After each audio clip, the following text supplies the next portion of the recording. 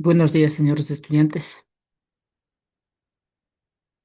Buenos días, Inge. Vamos a esperar unos 5 minutitos para que puedan ingresar los demás y continuamos, por favor.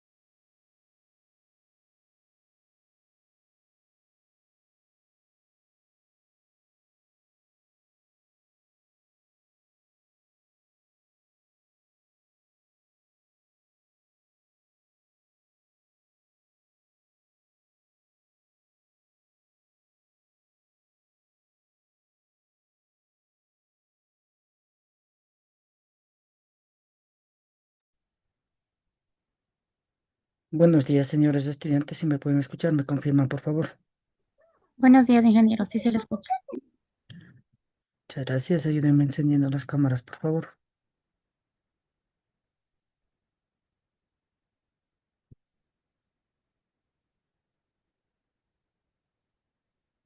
Anda, gana Lorena.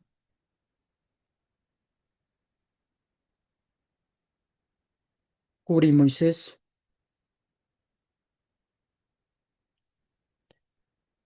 Chacha Tuapanta Ilcia. Presente, Inge. Flores Moisés. Presente, ingeniero. Buenos días. Buenos días. Guastay Alexandra. Presente, ingeniero, buenos días. Buenos días. Jurado Roxana.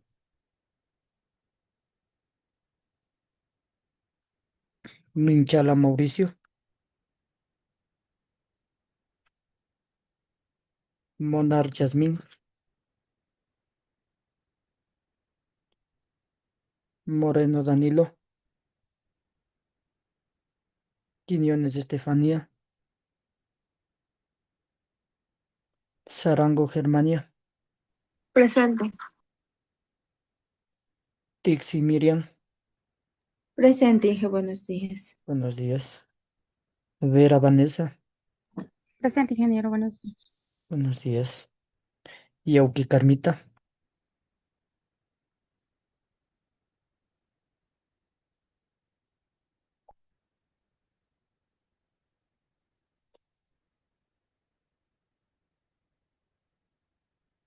¿Alguna inquietud, alguna pregunta de parte de ustedes? Caso contrario, nos vamos a dar inicio. No tenemos preguntas, inquietudes, ¿no? Nos vamos a dar inicio.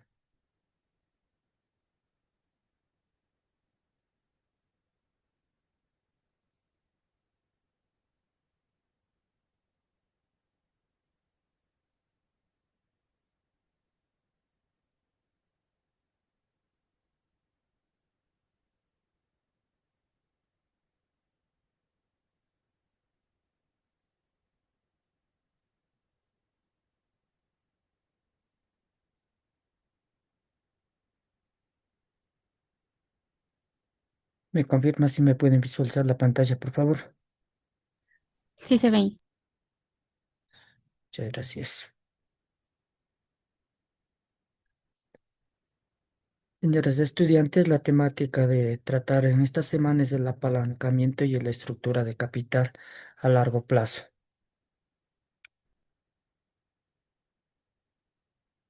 Dentro de aquello vamos a ver la estructura del capital a largo plazo.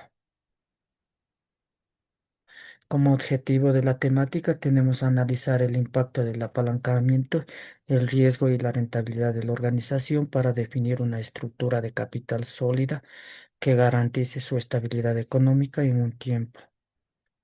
¿Qué entendemos o qué comprendemos, señores estudiantes, por apacalamiento?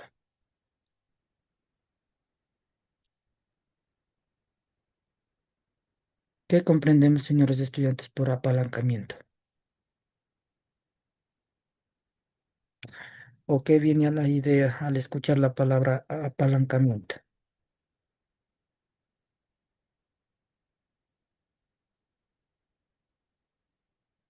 Que se puede apalancar mediante una institución financiera como un crédito. ¿Alguien más? Muchas gracias, Joel.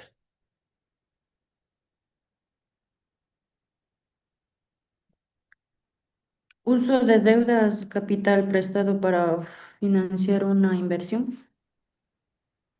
De acuerdo, También podría ser aumentar ganancias con una deuda. correcto. Eh, la palabra apalancamiento es el sinónimo de una deuda, ¿no? Prácticamente de un préstamo o deuda. Netamente todas las instituciones y a nivel también personal se puede tratar de que nosotros nos podemos apalancar, ya sea por un crédito en una cooperativa, en un banco, para maximizar nuestra inversión y por ende alguien ya trataba y tomaba la temática de que se maximiza las utilidades o los ingresos también en beneficio de la institución o a nivel personal. Ya el apalancamiento no solo se utiliza en el nivel empresarial, sino también a nivel personal, cuando como una persona natural se requiere de adquirir más activos a nivel personal, prácticamente no nos alcanza el dinero en efectivo, nosotros tenemos que recurrir inmediatamente a una financiera, sea un banco o sea una cooperativa, para podernos optar por un crédito y poder adquirir dicho activo que se ha tomado la decisión de adquirir. De igual manera, en las instituciones, eh, realizan el apalancamiento es para maximizar la producción en empresas de producción, empresas de servicio, de igual manera para incrementar su negocio. Entonces se requiere de un capital externo para fortalecer el activo, ¿no? Entonces es la palabra apalancamiento es el sinónimo de deuda, eh, de un préstamo, ¿no? Asociado a ello siempre vendrá un riesgo prácticamente de el riesgo. ¿Cuál sería el riesgo eh, en el apalancamiento o préstamo? ¿Qué riesgo vendría inmerso dentro del apalancamiento?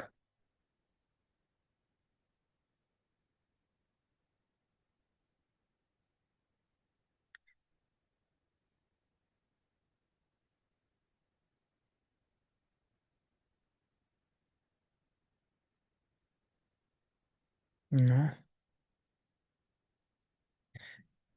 El riesgo que viene dentro del apalancamiento, el riesgo más latente es el riesgo de crédito, ¿no? Prácticamente el riesgo crediticio de que nosotros como adquirientes de la obligación, eh, a veces no estamos en la capacidad, cuando hacemos una mala planeación, en la capacidad de cubrir las cuotas que vienen parcialmente la institución nos da, y mucho más menos si fue una mala decisión, una mala adquisición, de pronto no llegamos a los objetivos planteados, no fue nuestra visión que queríamos que produzca, prácticamente no fue lo ideal. Entonces en esos instantes el riesgo se viene prácticamente de perder una cobertura de otro activo que nosotros para adquirir un crédito nos ponemos un colateral.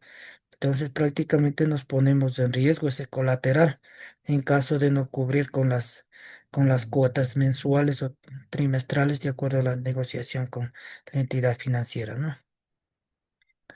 Y también aquí hace mención a la rentabilidad. Por ende, la rentabilidad, si fue bien planteado, fue una buena adquisición de un buen activo, realizado una buena inversión, obviamente la rentabilidad incrementará a nivel de ventas dentro de la organización y por ende tendremos más fuentes de empleo, tendremos más maximización de utilidades para los socios accionistas. Todo nos incrementará, ¿no? De pronto alguna pregunta o inquietud, señores estudiantes, para podernos continuar. ¿No tenemos? Hermano, Creo que no hay. ya. Tenemos la mecánica del capital a largo plazo, el riesgo de la rentabilidad y la física del apalancamiento. Recuerden que prácticamente las inversiones se lo realiza en adquisición de activos fijos, son inversiones que se realizan a largo plazo. eh, por la magnitud del capital de inversión mismo, se lo realiza a largo plazo. Su característica es bastante eh, rápida de poder identificar, porque si tratamos a nivel empresarial, si vamos a hacer una inversión de 1 millón, 2 millones de dólares, es muy difícil que nosotros o la entidad pueda pagar en 1 año, 2 años, ¿no? Entonces, mínimo ya depende de las empresas. Estas inversiones van catalogadas para 5 o 10 años, ¿no? Porque son a largo plazo y por su monto. También tenemos que el objetivo financiero. El reto es maximizar la rentabilidad de las accionistas sin asumir un nivel de deuda en la supervivencia. Algunas instituciones lo que suelen acá, lo que trata es de que prácticamente realizan una provisión para las inversiones. Entonces, ¿en qué se trata la provisión? Es de ir segregando una cierta cantidad de capital y se va derivando a una cuenta de provisiones. Entonces, estas provisiones prácticamente nos da la posibilidad de hacer ciertas adquisiciones, pero siempre lo hace en esto es prácticamente para inversiones no de grandes magnitudes, sino pequeñas. Entonces puede ser para una compra de unos dos equipos de computación, puede ser para dos impresoras, o sea, para ello es rentable realizar primero una provisión y luego ya hace el cruce de cuentas el momento de que adquiere dichas impresoras. En este caso, como pusimos el ejemplo, entonces se afecta directamente al gasto. Entonces, de esa manera, pero en pequeñas inversiones, en grandes inversiones no podemos hacer eso, ¿no? El riesgo financiero ahí es menos, ¿no? También la solución es definir una estructura de capital que sea sólida, equilibrante, matemáticamente las fuentes de financiamiento. Obviamente tenemos que nosotros hacernos de la balanza prácticamente conforme nosotros hacemos las adquisiciones, tenemos que tener el punto de equilibrio para podernos cubrir esa deuda, cubrirnos las cuotas y no tener inconvenientes con la entidad financiera que nos facilitó dicha inversión. También tenemos los activos y las operaciones en la empresa, para lo cual hemos dividido en dos apartados prácticamente en capital propio eh, y deuda, ¿no? Lo que es propio, netamente eso ya conocemos, forma parte del patrimonio, ¿no? Todo activo que ya es propio, no tenga deudas con terceros, prácticamente es propio, ¿no? Y lo que es propio forma parte del patrimonio, ¿no? ¿De acuerdo? ¿De pronto alguna pregunta, señores estudiantes?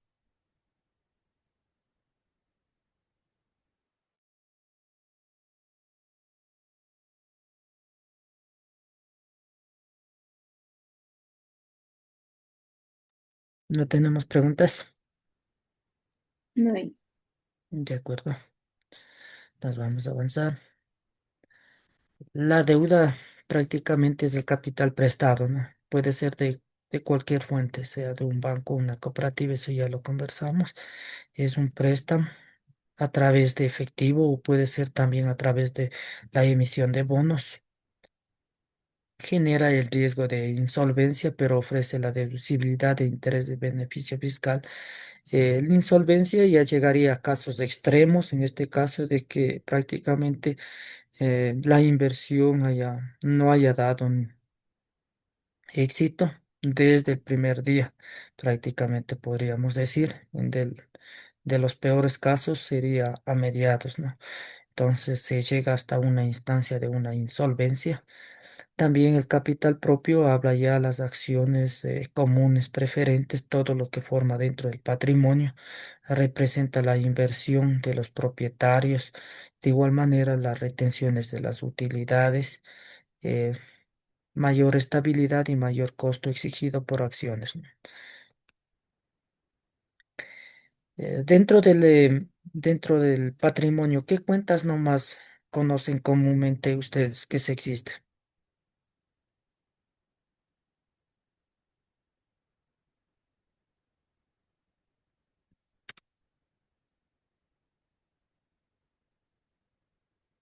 Las cuentas más comunes que han operado dentro de la cuenta patrimonio,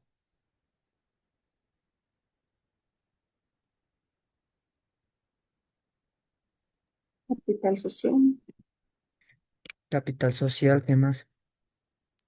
Reservas, ¿Qué tipos de reservas nomás conocen? La utilidad, por Lo- las pérdidas. Los tipos de reservas, Legal, la reserva estatutaria y la reserva voluntaria. la facultativa, ¿no? Los tres tipos de reservas, ¿no? Estatutaria, facultativa y legal, ¿no? Y los resultados, ya lo mencionaron, el capital social de igual manera. Y las acciones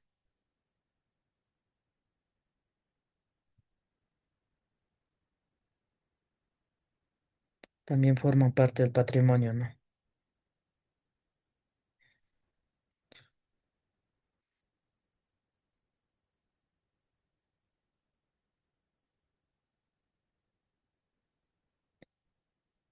El apalancamiento es un arma también de doble filo, ¿no? Cuando las cosas van bien se multiplican las ganancias, pero cuando las ventas caen se multiplican las pérdidas a la misma velocidad, ¿no? Sí está muy claro de que prácticamente una deuda bien realizada es una deuda buena. Si nosotros prácticamente no realizamos una deuda sin realizar el estudio previo, o la decisión fue mal tomada o la inversión se sacó para algo que en su momento se pretendió adquirir, pero por dado la casualidad no se pudo adquirir ese bien, entonces prácticamente nos vamos, se nos quebramos prácticamente, se nos quebramos y nos vamos a la pérdida. Entonces, por eso es que la deuda como te puede ayudar a sobresalir o como te puede ayudar a hundirte más, ¿no? O sea, prácticamente esto puede ser a nivel personal también y a nivel empresarial lo mismo, ¿no? Mucho más todavía porque a nivel empresarial ustedes saben de que el volumen del capital de la deuda es un poco más alta, ¿no? Entonces, creo que estamos muy claros acerca de la temática del apalancamiento, ¿no? De pronto alguna pregunta o inquietud,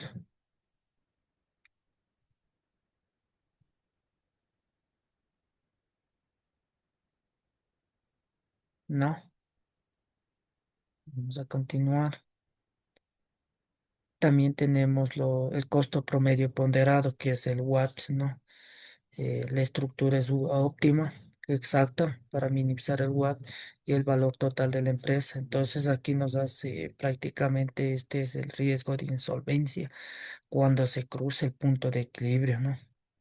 Entonces prácticamente tenemos que tener un punto de equilibrio para poder nosotros enfrentar a ese apalancamiento, porque en caso contrario de que nosotros no tengamos establecido ese punto de equilibrio, nosotros nos podemos llegar a levantar y poner en riesgo los demás activos que poseemos anteriormente. Entonces el nivel de endeudamiento debe ser bastante equilibrado, ¿no? Versus a nuestros ingresos para poder enfrentar al apalancamiento. La inclusión de la deuda reduce el costo inicial gracias al beneficio. Los intereses reducen el pago de los impuestos, sin embargo, superan el umbral óptimo, eh, dispara el riesgo financiero, encareciendo el capital. Prácticamente recuerden de que si nosotros si nosotros la deuda no está bien analizada a buen criterio, pueden nosotros llegarnos a una quiebra prácticamente. Entonces tenemos que hacer bien responsablemente antes de tomar esta decisión, ¿no? También tenemos el riesgo financiero.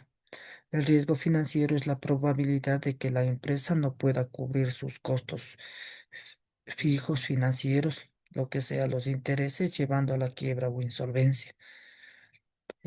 Es muy probable el riesgo financiero, si no es algo lógico, si no podemos nosotros cubrir el capital, lógico que no vamos a poder cubrir los otros costos que vienen inmersos, como la tasa de interés, ¿no? Entonces, y nos llevamos a la quiebra. La rentabilidad es, es la otra cara de la moneda, prácticamente en el apalancamiento. Si es una buena deuda, tendremos una buena rentabilidad, un buen retorno esperado por los dueños del capital, que sería el ROE, ¿no? La rentabilidad sobre el patrimonio. Prácticamente esto es la otra cara de la moneda. Si nosotros hacemos una deuda, una adquisición específicamente y técnicamente viable, entonces nos vamos a esperar buenos resultados, buenos ingresos y tendremos buenas utilidades para los accionistas, ¿no? Presentamos unos buenos resultados y exitosos para la empresa, ¿no? De pronto alguna pregunta, inquietud,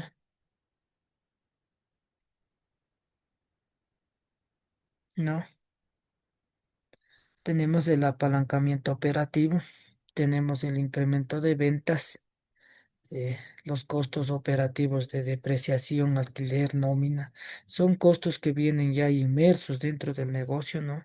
Que tenemos que nosotros, sin antes de, eh, mm, si hacemos la adquisición de dicho activo, también conforme se va pasando la vida útil, el activo pierde esa calidad, ¿no? Entonces prácticamente se va depreciando a medida de su tiempo. También como va produciendo el equipo, también va aumentando eh, mayor utilidad operativa, ¿no? La utilidad que llega antes de intereses, impuestos, ah, que contribuimos al Estado. ¿Qué tipos de depreciaciones nomás conocen? Los mecanismos de cálculo de la depreciación. ¿Se han realizado ustedes las depreciaciones de los activos fijos? ¿Por qué métodos nomás han realizado?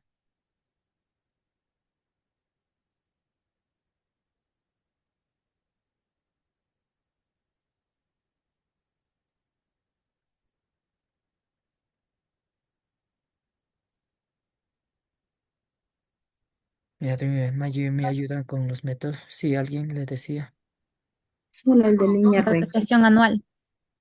solo el de línea recta han utilizado, solo el Sí. método de línea. Sí, es uno de los métodos también de línea recta. eh, Nos encontramos con el método de por unidades de producción.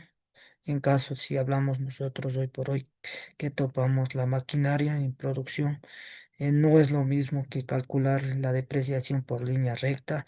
Recuerden que por línea recta tenemos un estándar, es decir, que si ponemos en activos un ejemplo, prácticamente en computadoras. Las computadoras se deprecian prácticamente su vida útil es para 3 años. Y entonces en línea recta se lo deprecia para 3 años, ¿no? De igual manera, si hacemos nosotros para vehículos, la vida útil del vehículo está catalogado para 5 años y nuestra depreciación nos realizamos en línea recta para 5 años. Y de acuerdo, si las maquinarias están catalogadas para 10 años, nosotros en línea recta lo hacemos para 10 años. Pero ¿qué tal si esa maquinaria es de producción? Trabaja las 24 horas. Prácticamente el desgaste es mayor. Entonces nosotros tenemos que utilizar el método de por unidades de producción, porque esa máquina no va, si trabaja las 24 horas, no va a llegar a los 10 años. Lo que dice prácticamente estándarmente está catalogado a los 10 años, pero no va a llegar por las unidades de producción. Si trabaja 24 horas de esa máquina, no llega. Entonces, por eso es de que la depreciación debe realizar por unidades de producción. Muchas de las empresas de producción realizan a todo activo que hayan adquirido ellos, depende en qué área esté y cuál sea la función que vaya a desarrollar, lo realizan la depreciación, ¿no? Por unidades de producción lo realizan y una maquinaria de que vaya a durar 10 años en su normalidad trabajando las 8 horas, correctamente está la depreciación para 10 años. Pero si va a trabajar las 24 horas, esa máquina tendrá que ser depreciada al cabo de unos 3 años, 4 años. No va a llegar ni a los 5 porque está trabajando 24 horas. 24 horas y 7 días, entonces prácticamente no tiene descanso. ¿De acuerdo? ¿Alguna pregunta, alguna inquietud, señores estudiantes, acerca de las depreciaciones? En el corte no. Mm, También vamos a tratar el riesgo operativo si las ventas caen por debajo del punto de equilibrio, los costos fijos actúan en reversa, manifestando severamente las pérdidas de la misma, ¿no?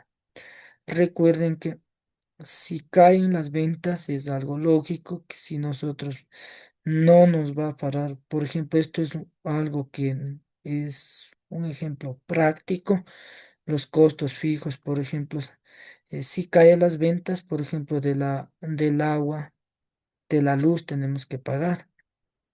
No es porque ya cayó las ventas, o sea, no vamos a pagar de ello.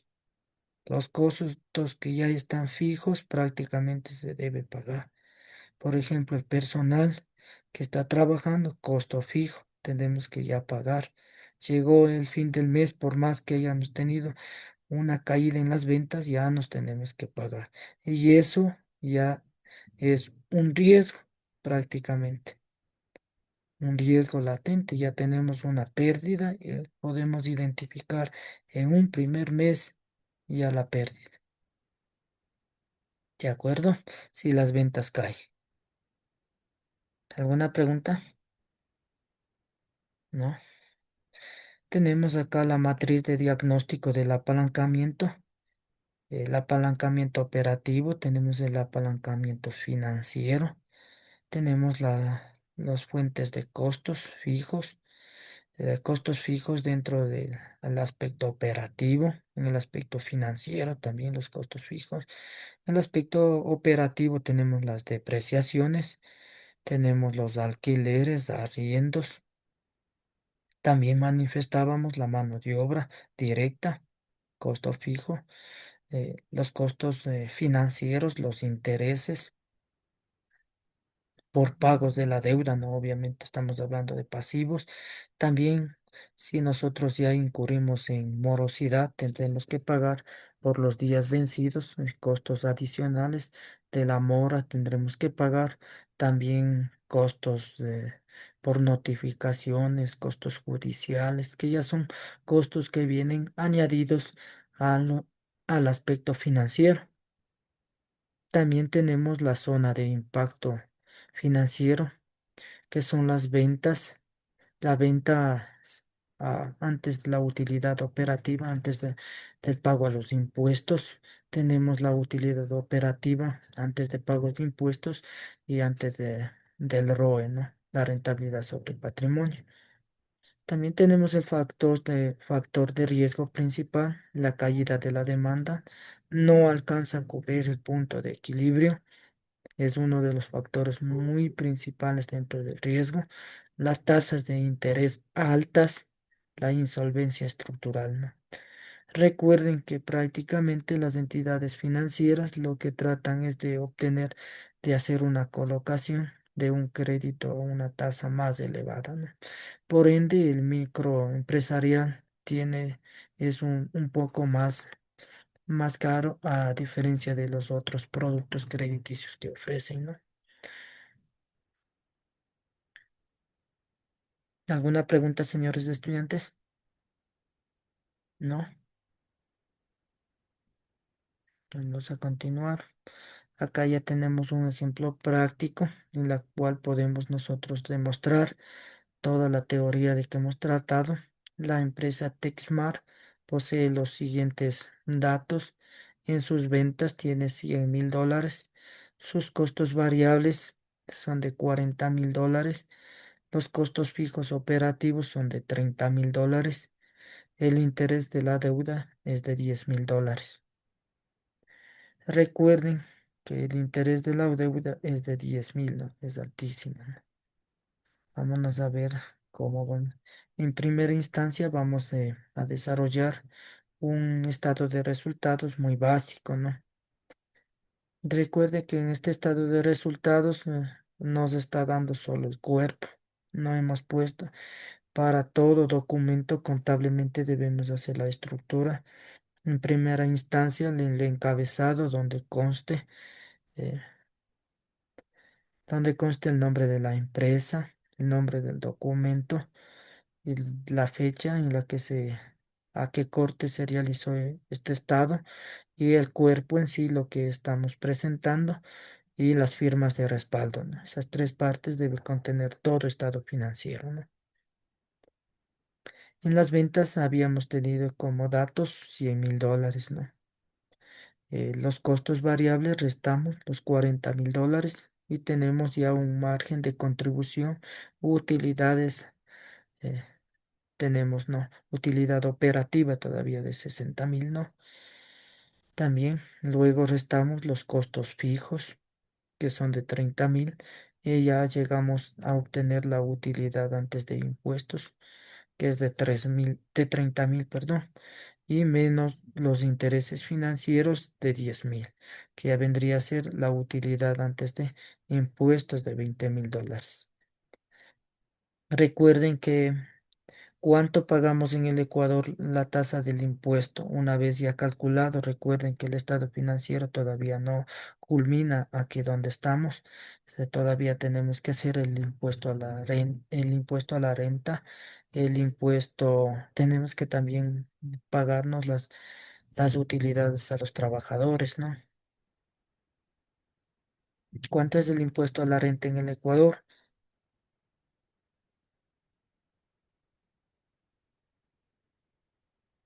Si hablamos a nivel empresarial,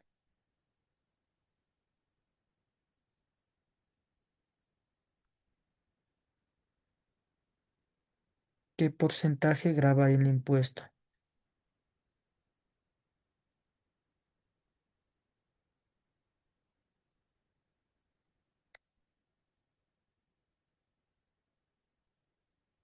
No.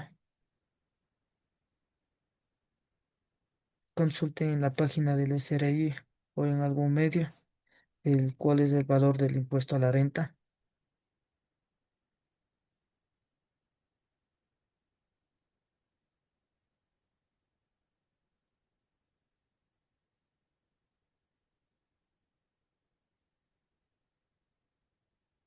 La tenemos.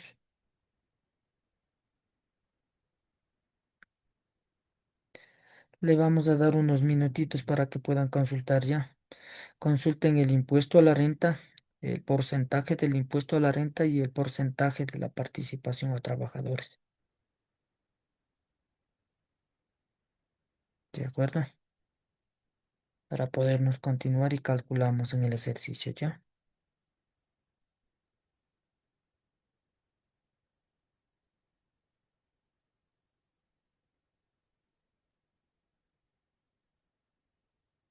Le vamos a dar 5 minutos para que puedan consultar eso, ¿no?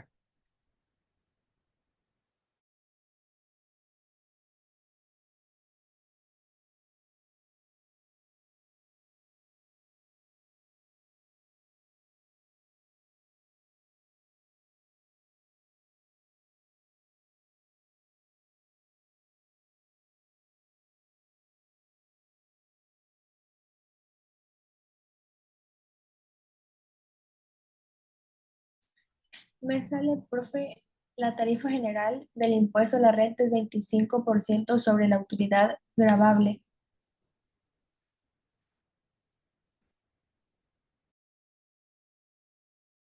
Disculpe, había estado apagado el micrófono, correcto. El impuesto a la renta en el Ecuador es del 25% a nivel empresarial. eh, si estamos en el régimen general, ¿no? Recuerden, hay que tomar en cuenta el régimen, ¿no? Prácticamente, si estamos dentro del régimen general, el impuesto a la renta en el Ecuador es del 25%. Si es que estamos en el régimen RIMPE emprendedor o RIMPE negocios populares, para RIMPE emprendedor existe ya una tabla dentro del SRI mismo, catalogada. La tabla del impuesto a la renta no depende a sus ingresos. Obviamente los de negocios populares no tienen que superar los $20.000 en las utilidades, ¿no? En sus utilidades anuales, ¿no? Prácticamente tiene restricciones. El régimen emprendedor obviamente ya tiene la tabla de acuerdo de acuerdo a la banda de que haya tenido sus utilidades, es la contribución, el porcentaje, ¿no? Y el régimen general, prácticamente todos al 25%, ¿no? ¿De acuerdo?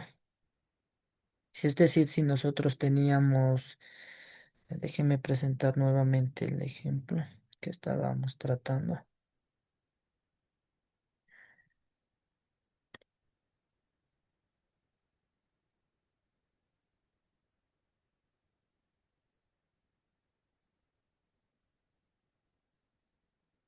Ya. Y teníamos los $20,000 y aquí tenemos que calcular, ¿no? De los $20,000 por el 15%, ¿no? Son $3,000 que tendríamos que hacer el impuesto a la renta, ¿no? ¿De acuerdo? Y la participación trabajadores.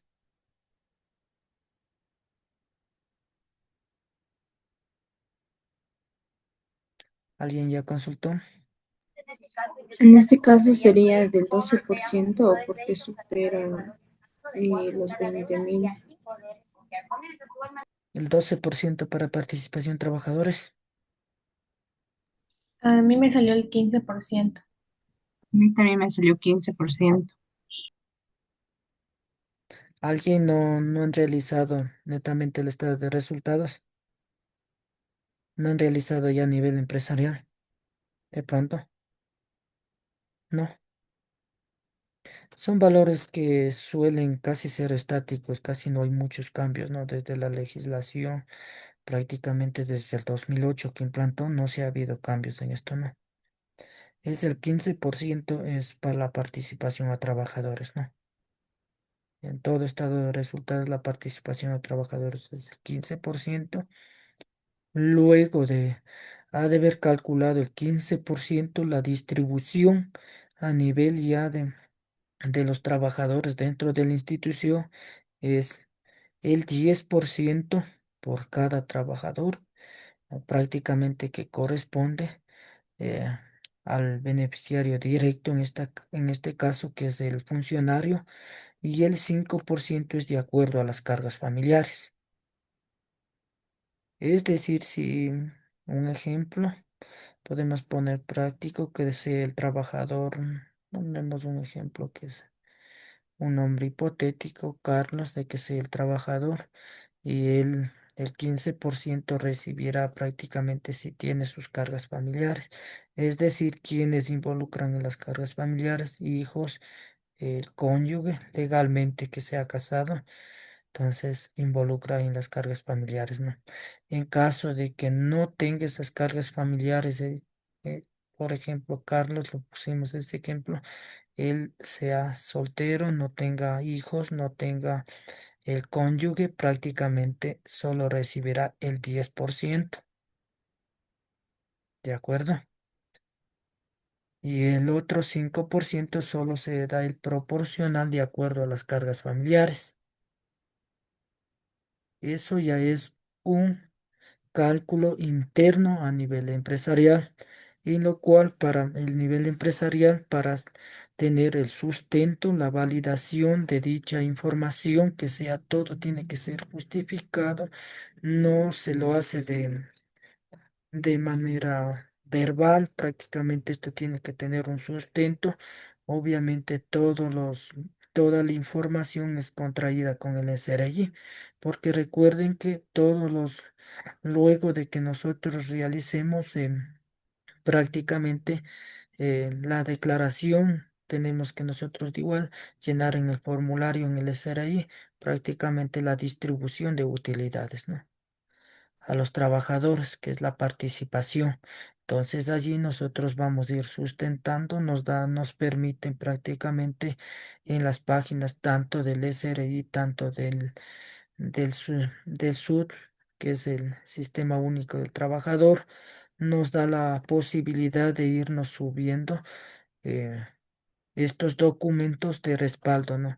Que tiene que ser si es que el trabajador haya tenido hijos, prácticamente las copias de la cédula escaneadas se lo sube.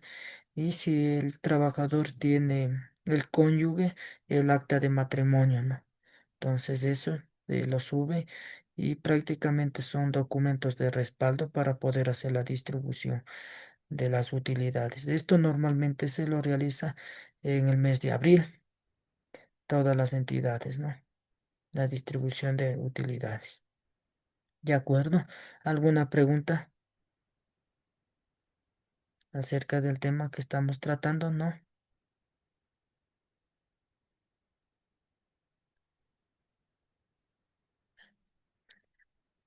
Ahí quisiera de igual manera preguntar a ustedes, el cálculo de los 20.000 ya sacamos el cálculo mm, del, del 25% que salía $3.000. Y ahora, ¿de dónde calculamos el 15%? ¿Será de la resta? De los 20.000 restamos 3.000, sería de los 17.000 para la participación a trabajadores.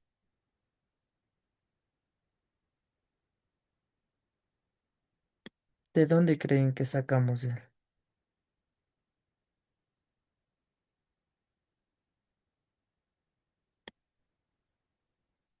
de qué valor nos calculamos el 15% para la participación trabajadores?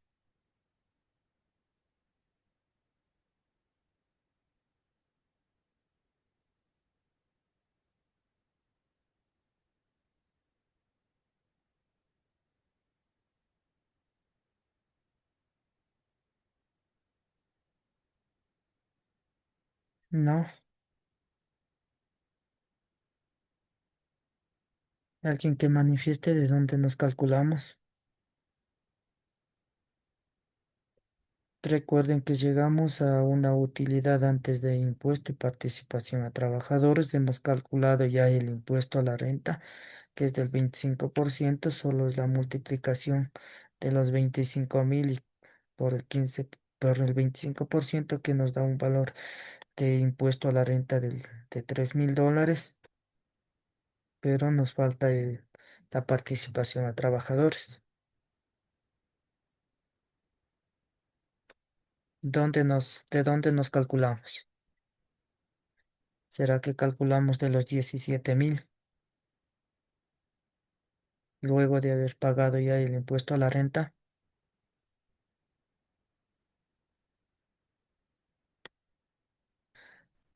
¿No han hecho ejercicios en contabilidad de pronto ustedes donde ya involucren estas cuentas? Ya llegar a calcular la utilidad neta líquida.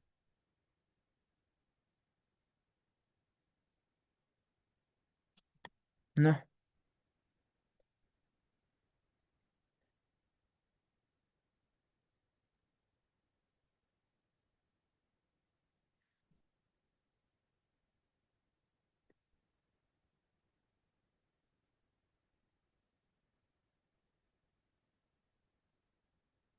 no sabemos de dónde calculamos la participación trabajadores. De las ganancias líquidas. De a una vez, entonces de acá Joel nos dice de los 17.000, porque recuerden que de aquí nos restamos, ¿no? El impuesto a la renta, que quedaría 17.000. El impuesto a la renta es de 3.000, ¿no? Nos restamos, queda 17.000. Y ahí nos calculamos el 15%. Sí, el 15% que nos daría un valor de 3.000. Sumado el 17.000 más los 3.000 de los 15% nos daría un valor de 20.000. No, No. no. Recuerden que verán, ya estamos calculando de los 20.000, el 25% es $3.000. Eso ya pagamos el impuesto a la renta al SRI. De ahí ya solo nos queda 17.000. ¿De dónde calculamos? ¿De los 17 o de los 20 para la participación a trabajadores? De los 17 sería 2.550. ¿Qué dicen los demás?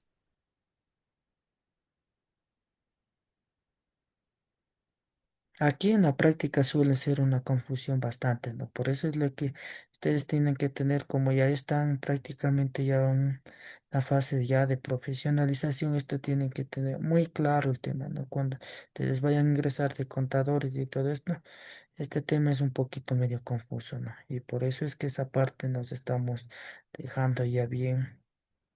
Y de igual manera ustedes haciendo recaer de dónde pueden obtener los cálculos pertinentes, porque recuerden que además de hacer un estado financiero, se lo realiza, este estado se lo va prácticamente, se lo hace la declaración en el SRI también, ¿no? Entonces, ¿de dónde calculamos? ¿Quiénes nomás dicen que calculamos de acuerdo como planteó Joel? Todos estamos de acuerdo de que de los 17.000 calculamos el impuesto, perdón, la participación trabajadores. Todos estamos de acuerdo.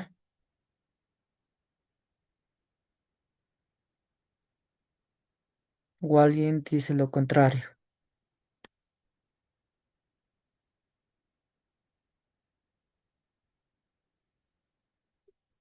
¿no? Señores estudiantes, los Sacar dos, de los 17.000 después. no, señores estudiantes. Verán, prácticamente ya en la vida profesional y en la vida práctica, y a los años que hemos trabajado ya como contadores, prácticamente el impuesto a la renta y la participación trabajadores se lo calcula de este valor de los 20.000. De aquí se calcula los dos. Es decir, de aquí el 25% te da 3.000 impuestos y perdón, de los 20.000 deme sacando el 15%.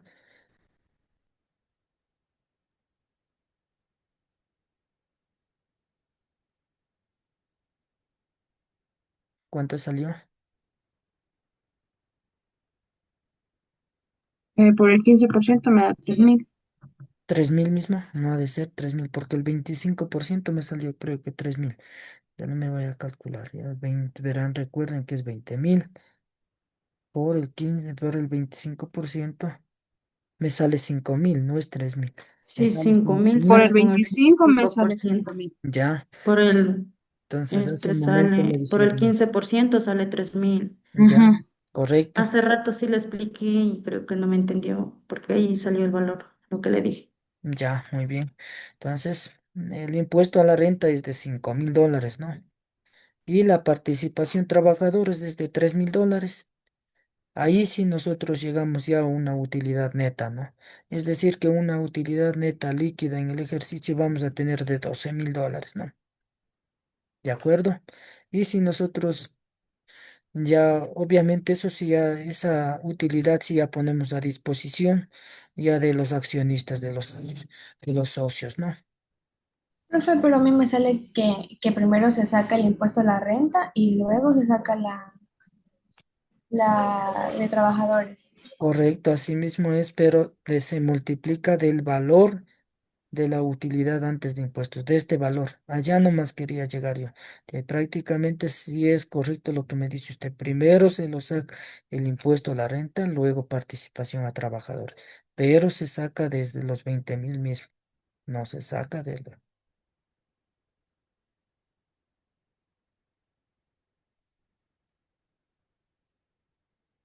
Nos vamos a continuar.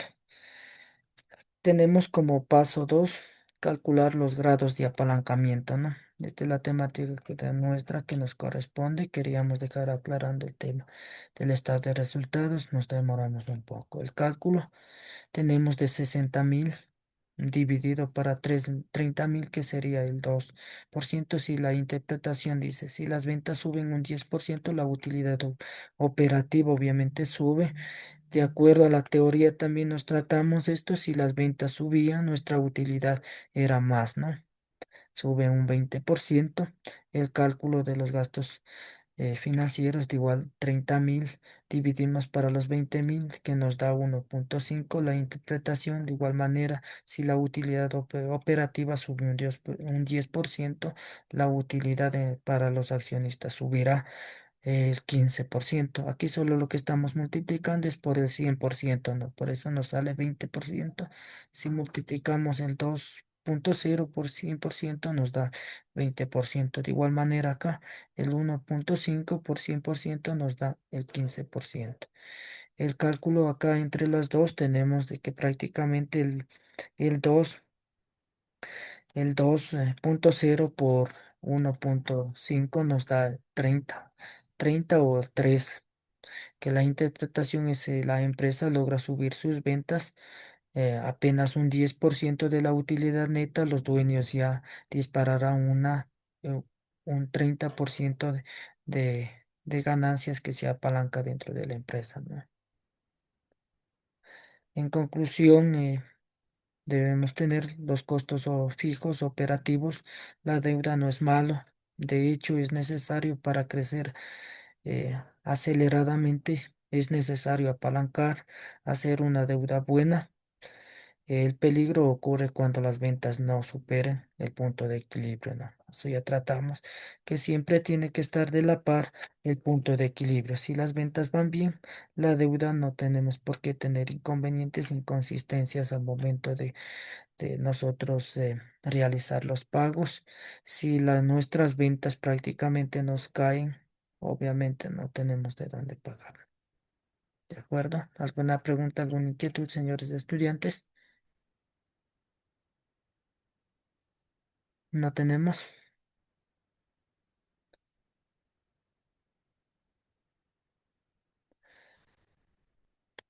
Bueno, señores estudiantes, en esta semana prácticamente nos vamos a realizar un test. Recuerden repasar las semanas 9, 10, 11, 12 y 13, ¿no? El test, obviamente le voy a máximo tardar. El día jueves le subiré. Las preguntas va a estar hasta el sábado a las 11 de la noche. Va a tener un tiempo, va a ser el test de 10 preguntas, 12 minutos y prácticamente ustedes en cualquier instante van a tener la posibilidad de rendir ese test a partir del día jueves, obviamente, hasta el día sábado. A, a las 11 de la noche se cierra, ¿no? ¿De acuerdo? Recuerden trabajar revisando dando lectura a todas las lecturas de las semanas manifestadas y para que puedan no tener inconsistencias, problemas en el test al momento de resolver, ¿no? Van a ser de opción múltiple como hemos venido desarrollando los demás test. Em, Eso sería por esta semana o de pronto requieren para mandar un ejercicio de la temática o requieren revisar las lecturas para el test.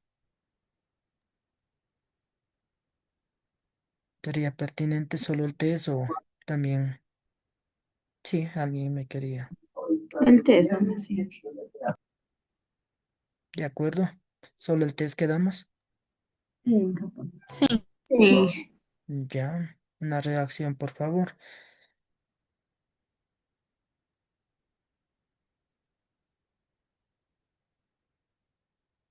Amable, muchas gracias, señores estudiantes, Inge, por ¿me el... puede ayudar con la asistencia, por favor? Sí, su apellido, por favor. Anda, gana, Inge. Anda gana, Lorena, ¿no? Sí, Inge. Ya, muchas Gracias. gracias, un lindo día, gracias, ingeniero. una linda Gracias. semana para todos, muchas gracias. Gracias, Inge.